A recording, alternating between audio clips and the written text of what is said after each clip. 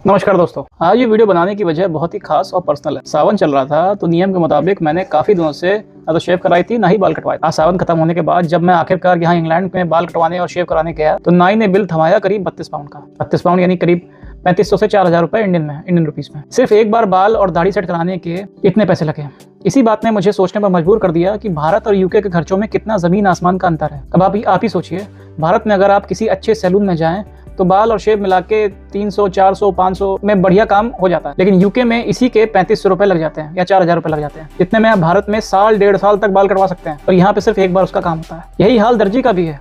भारत में पैंट छोटी करानी हो या जिप बदलवानी हो, दर्जी दादा 50 रुपए 100 रुपए लेते हैं और पूरा काम हो जाता है। लेकिन यूके में यहाँ पे कंपनी सिम्सन करके है, अगर आप कहीं टेलर के पास जाते हैं तो 1200 से 15 पाउंड यानी सीधा 1600 या 2000 रुपए खर्च हो जाता है। और अगर आप वीकेंड पर फैमिली के साथ बाहर खाना खाने कहीं चले गए तब का अंतर तो और भी बड़ा है। भारत में 4 लोग की फैमिली अगर किसी बढ़िया से बढ़िया रेस्टोरेंट में जाकर पेट भर खाना खाए तो भी 2000, 3000 या बहुत ज्यादा 5000 रुपए में बढ़िया खाना मिल जाए। लेकिन यहाँ यूके में अगर 4 लोग की फैमिली बाहर निकल जाए तो 100 पाउंड से नीचे या कभी कभी तो बिल आना ही नहीं है। कई बार तो ये बिल आसानी से 150 पाउंड तक भी पहुंच जाता है, यानी भारतीय रुपए में सीधे 11,000 से 16,000 रुपए सिर्फ एक बार के खाने में उड़ जाता है। लेकिन सबसे बड़ा झटका तो तब लगता है जब बात आती है रहने के खर्च। भारत के किसी भी अच्छे शहर में एक बढ़िया 3 BHK, even if I am talking about Mumbai, lakh, सवा लाख या उससे नीचे अगर आप किसी भी अदर एरियाज में रहते हो तो 50,000, 60,000 या उससे भी नीचे 30,000, 35,000 इन सब में मिल जाता है।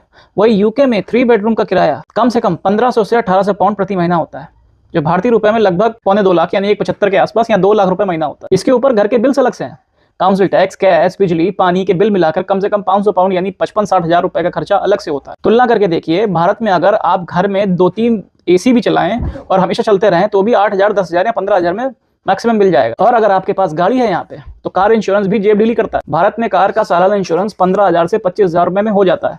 यहाँ अगर आपके पास फॉर्च्यूनर भी है तो भी 50,000 या 1 लाख रुपए में हो जाता है। जबकि यूके में यही खर्चा औसतन 600 से लेकर 1200 पाउंड यानी करीब 70-80 हजार से 1.5 लाख तक भी किराया, बिल्स, इंश्योरेंस, बाहर खाना, ग्रोसरी मिलाकर महीने का खर्च इतना ज्यादा हो जाता है कि नॉर्मल सैलरी से बचत करना यानी सेविंग करना लगभग असंभव हो जाता है। जितना कमाओ सब उसी फिक्स खर्चों में निकाल दो। वैसे देखा जाए तो ये अंग्रेजों का कल्चर और माइंडसेट भी कुछ ऐसा ही है, आज कमाओ और आज ही खर्च कर दो। उनके लिए तो ये एक नॉर्मल ट्रेंड और लाइफस्टाइल है कि पैसा आया और गया। लेकिन भारत से आए लोग या बाहर से आए किसी भी इंसान के लिए बचत यानी सेविंग सबसे बड़ी चीज होती है। हम हमेशा अपने भविष्य और परिवार के बारे में सोचकर बचत करना चाहते हैं, लेकिन यहाँ का सिस्टम ऐसा है कि सेविंग करना बेहद मुश्किल हो जाता है। तो दोस्तों, फर्क साफ है। जहाँ भारत के 250 की शेव है, यहाँ 4,000 रुपए की शेव है।